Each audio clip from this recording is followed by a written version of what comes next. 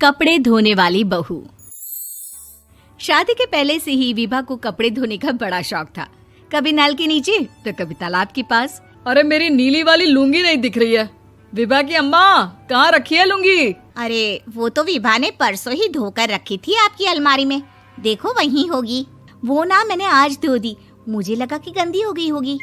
अरे कैसे गंदी हो गई थी? उसे तो मैंने पहना भी नहीं। हे भगवान, इस लड़की के कपड़े धोने की आदत से परेशान हो गया हूँ मैं। जितना तो घर में राशन नहीं आता, उससे कहीं ज्यादा डिटर्जेंट पाउडर का खर्चा है। इसकी शादी करवा दो, शादी जाए अपने घर में ही करे काम, फिर चाहे घर के कपड़े धोने हो या पूरे गांव के।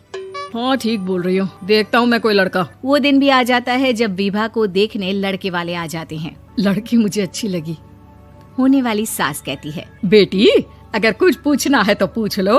वैसे तो हमारी लड़की बहुत ही शर्मीली है, जो बोल दो वो मान लेती है, इसे क्या पूछना होगा। अरे कैसी बात कर रही हो माँ, मुझे इन लोगों के घर रहना है, सवाल तो कई है। हाँ हाँ बेटा, पूछ लो ना, क्या पूछना है। आप लोगों के घर कपड़े कौन धोता है? सास का मुंह बन जाता है। देखो, अगर तुम ये कहना चाहती हो कि तुम्हें कपड़े धोने नहीं आते तो सुन लो, कपड़े मैं ही धोती हूँ, लेकिन तुम्हारे आ जाने के बाद मैं रुमाल तक नहीं धोऊंगी। अरे चुप रहना भाग्यवान, बहू बेचारी घर आई नहीं, उसे डराना शुरू कर दिया। वो क्या है ना बिटिया, अभी तक तो ये कल्लू की माँ ही धोती थी, लेकिन अब तुम्हारे पापा तो दहेज में वॉशिंग मशीन देंगे ही।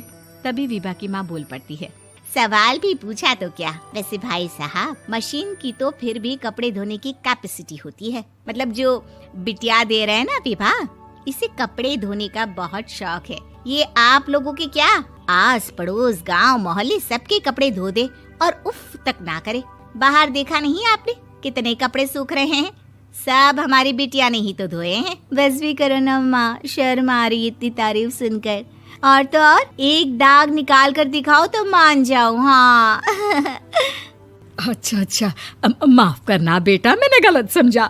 हमें तो रिश्ता बहुत पसंद है। और ऐसे जुड़ जाता है रिश्ता कपड़े धोने का शौक रखने वाली विभा का। उसकी शादी हो जाती है कोयला फैक्ट्री में काम करने वाले कल्लू के साथ। शादी के बाद अचानक विभा चिल्लाती हुई सास के पास आती है। सासू माँ, अरे सासू माँ कहाँ है आप? ये तो धोखा है, धोखा दिया आप लोगों ने मुझे। इसे ससुर के चक्कर के बारे में पता चल गया। अरे तो उसमें तुझे क्यों धोखा मिला है? अरे नल में पानी नहीं आता, कपड़े कैसे कब धुलेंगे? अच्छा, तू पानी नहीं आ रहा उसकी बात कर रही है। तो आपने क्या सोचा? कुछ नहीं। अच्छा, तेरी माँ ने कहा था कि कपड़े धोने का शौक है तुझे, याद आया मुझे। शौक बोलकर कपड़े धोने वाले मेरे जुनून को कम ना आके सासू माँ, कपड़ा धोना मेरा गुरूर है। तभी पति भी वहाँ आ जाता है। अभी मैंने इसे सनी देओल की फिल्म दिखाई है, उसी के डायलॉग मार रही है माँ। अच्छा सुन, साफ बता रही हूँ, पानी सुबह 4 से 6 और शाम को 10 से 12 आता है, समझी? विभा टाइमिंग सुनकर हैरान हो जाती है। ये क्या भूतों का मोहल्ला है? सुबह 4 बजे उठकर कौन कपड़े धोता है? 4 बजे टंकी में पानी जाता है, फिर सारा दिन धोना ना, किसने मना किया?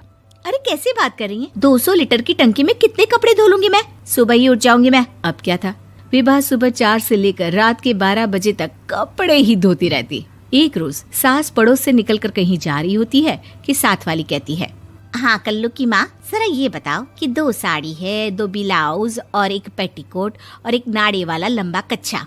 हाँ तो? अरे तो क्या, कितना लोगी धुलाई ये बताओ। धोबन दिख रहे हैं हम क्या? हमारे पति सरकारी नौकरी से अभी रिटायर हुए हैं और बेटा सुपरवाइजर है कोयला फैक्ट्री में।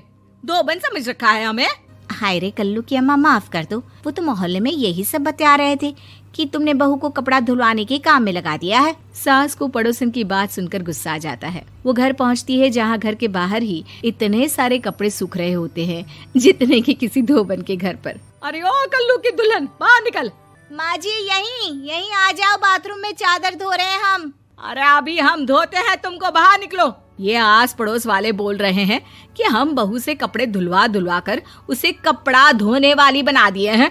अरे छोड़ो ना माँ जी, किन लोगों की बातों में आती हो? आस पास के लोगों का तो काम ही होता है कि वो किसी तरह सास बहू को लड़ा दे।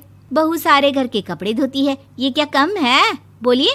सास को भी लग जाता है कि वो बहू का ये सनकीपन नहीं छुड़वा सकती, इससे अच्छा है कि खुद ही चुप हो जाए। एक रोज सास और बहू मंदिर जाते हैं, जहाँ सास की साड़ी वहाँ खड़ी भीख मांगने वाली से मिलती है। माँ जी क्या बात है, आपकी साड़ी उस भिखारन से कितनी मिल रही है ना? हाँ हाँ देखो तो, दोनों की साड़ी मिल रही है। क्या बात है कल्लू की अम्मा, तुम खुद को तो अफसर की बीवी बताती हो और ऐसी सिंपल सी प्लेन साड़ी पहनकर घूमती हो। सिंपल और प्लेन नहीं है ये साड़ी। तो क्या सोने के धागे से फूल बने हैं? कुछ भी सासू माँ, कुछ भी। हाँ बने थे इस साड़ी में सोने के धागे से फूल। मेरे पति लेकर आए थे मद्रास से स्पेशली मेरे लिए 10,000 की। ताहे भाई साहब इस भिखारन के लिए भी सेम टू सेम साड़ी लेकर आए होंगे 10,000 की। सास उस वक्त तो कुछ नहीं कहती, लेकिन बहू के साथ घर आती है और अलमारी से एल्बम निकाल कर लाती है। ये साड़ी देख रही है, ये वही साड़ी है जिसे मैंने अभी पहना था। इस साड़ी में ये जो चमकदार फूल दिख रहे हैं ना, ये सोने के धागों से काढ़े गए हैं। लेकिन तू लोकल वॉशिंग मशीन ब्रश से घिस घिस कर सारे फूलों को निकाल कर साड़ी प्लेन कर दी। मुझे माफ कर दीजिए सासू माँ। और तो और, जब मैंने तुझे तेरी गलती के लिए कुछ नहीं कहा, लेकिन तूने तो सबके सामने मेरा मजाक ही बना दिया। क्यों? बहू को समझ में आ जाता है कि अब से उसका कपड़े धोना बंद।